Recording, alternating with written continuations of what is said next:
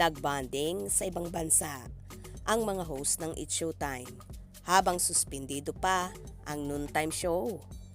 Magkakasamang namasyal sa Hong Kong, sina Vice Ganda, Ayon Perez, Ann Curtis, Vong Navarro, Karil, Ayon Perez, Ogie Alcacid, Ryan Bang, Teddy Corpus at Jackie Gonzaga.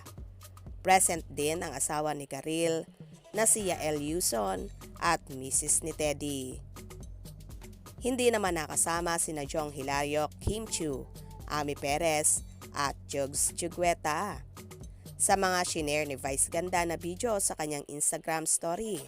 Makikita rin ang pagpasasayan nila sa isang bar.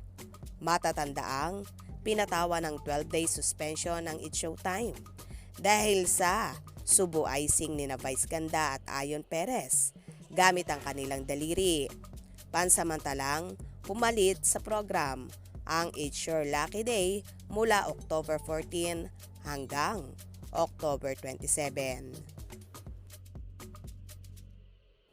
That time kasi ay nasa Los Angeles, California si Kimi dahil sa isang show doon at dinalaw na rin niya ang kanyang ate Chris Aquino.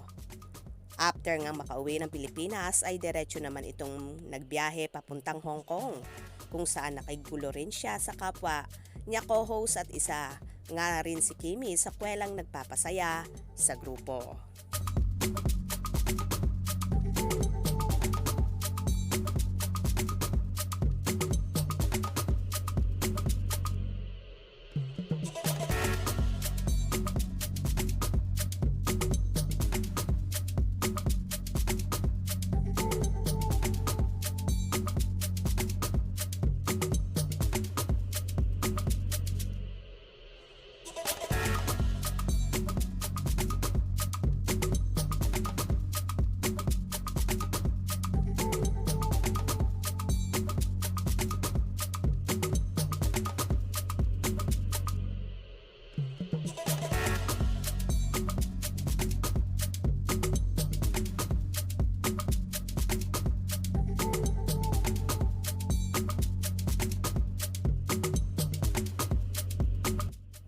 Well, tila in-enjoy ng Showtime fam ang kanilang suspension.